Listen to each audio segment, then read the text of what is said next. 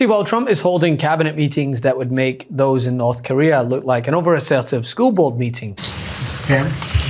President, your first 100 days has far exceeded that of any other presidency in this country, ever. Ever. Never seen anything like it. Thank you. The American public knows exactly what's going on, and that's why they're soundly rejecting this administration. He has the lowest approval rating of any president of the last 70 years for the first 100 days. His stock market for the first 100 days is the lowest since Nixon. Unprecedented low foreign policy approval rating and economic approval rating. The American public is smart enough to know that their shelves, if they're not already empty, are going to be empty because of tariffs. Karoline Leavitt is holding pressers for only those who kiss the ring, to the point that the topic of suing Fox News. Yes, this Fox News. One more. After the president's Truth Social post, the Browns finally took Shadur Sanders. Does the president think he deserves credit? Was discussed because I guess they're not MAGA enough these days. Will Fox sue Fox? Will Trump sue Fox for their methodology in polling? For the Fox News poll, president's right. These are fake polls. They overpoll Democrats. They underpoll President Trump's supporters. It's always been the case for media polls. They consistently underestimate President Trump's support amongst the public.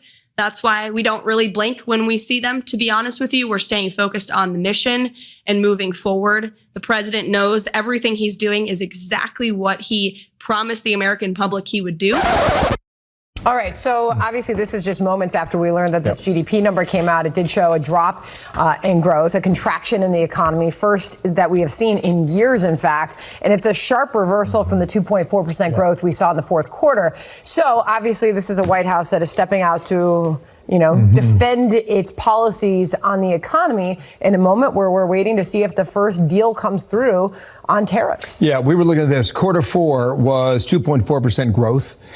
Quarter three was 3.1. Quarter two was 3.0. And now we're at negative 0.3%. So we start with Trump's cabinet meeting. And by cabinet meeting, I mean that he sat around with his yes men with MAGA hats placed directly in front of them with the agenda clear for all to see.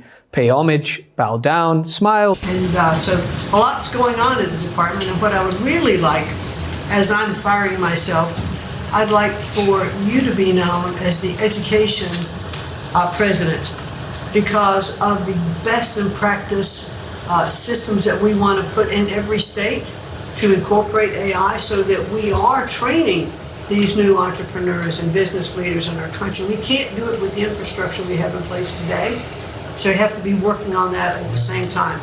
So we're going to be doing that. So thank you for your charge to elevate education so that we are providing for every student access to excellent education. You know, all the things he expected ABC to do during his sit-down interview, to the point that he openly admits that he picked the reporter who he expected to bend the knee. But it didn't completely go to plan. MS-13. There's a dispute over that. Wait a minute. He had MS-13 on his knuckles tattooed. Oh, he had some tattoos that are interpreted that way. But let's move on. Wait a minute. Hey, Terry. He did not have the letter MS-13. It says MS-13. That was Photoshopped. So let me That was Photoshopped. Terry, you can't do that.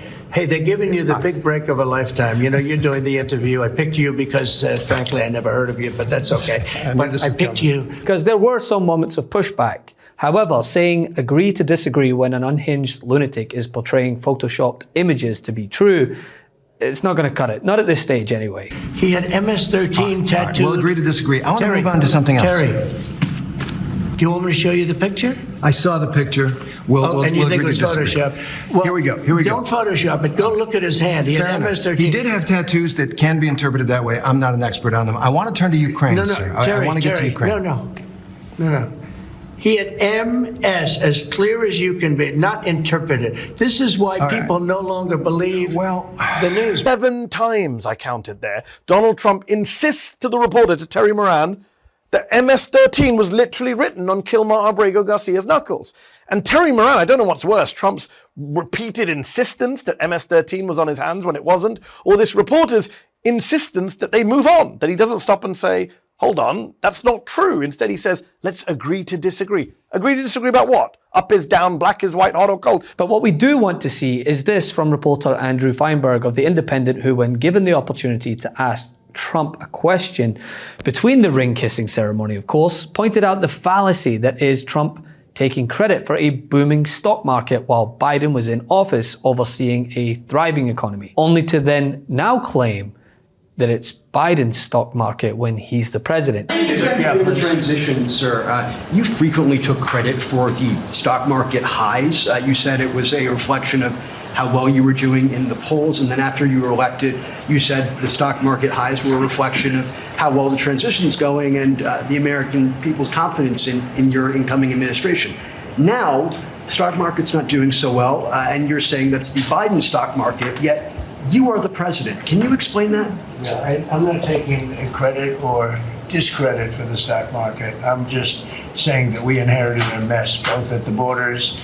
You could look at every single one of the people here, and no matter who it is, they're doing better, and they are far superior to what took place for 4 years before us. When you look at prisoners being allowed to come into our country at will, just at will, people from mental institutions, gang members, drug dealers, when you look at that, what they've done to our country, and also having to do with finance, look at what happened with inflation. We had the worst inflation probably in the history of our country. They say 48 years, but I would say in the history of our country, it ate away at people.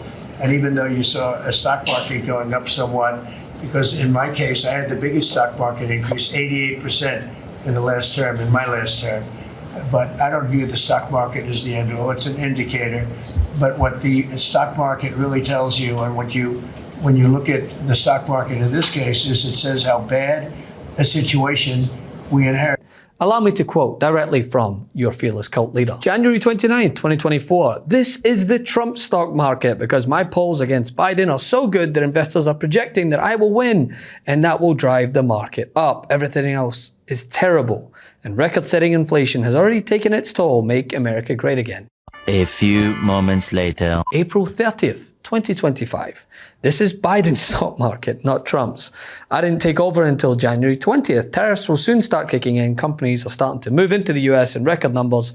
Our country will boom, but we have to get rid of the Biden, quote, overhang. This will take a while, nothing to do with tariffs, only that he left us with bad numbers. But when the boom begins, it will be like no other. Be patient. Like, it's so laughable, man. But you know his audience will eat it up. Chase down with the snake oil. I mean, this is why we need more questions like this and reporters like this, not because it will give Trump an opportunity to right his wrongs and maybe apologize for misleading the American people. There's a better chance of Elon's kids turning up to Thanksgiving than that happening. But because we, the American people, need to feel that there are those in the rotunda brave enough to throw his words back at him, to fact check him, to call out his endless lies and disinformation. Can you explain the disconnect between your conversations with President Xi, when those potentially could happen and why they haven't happened yet? Well, you don't know whether or not they've happened. That's a question. Yeah, I mean, I've never said whether or not they've happened, but I have a very good relationship with President Xi, and I think it's going to continue. And I would say they have reached out a number of times. Xi or they? Well, the same. I view it very similar. It would be top levels of China. And if you knew him, you would know that if they reached out, he knew exactly. He knew everything about it. He runs it very tight, very strong, very smart. And, yeah, we're talking to China. So they've reached out in recent days or recent weeks? Excuse me? They've reached out since the 145% tariffs? Oh, yeah, sure. Yeah. Do you believe a lot? Do you believe a lot all the time? We're talking. Have you ever talked directly to President Xi? I don't want to say that.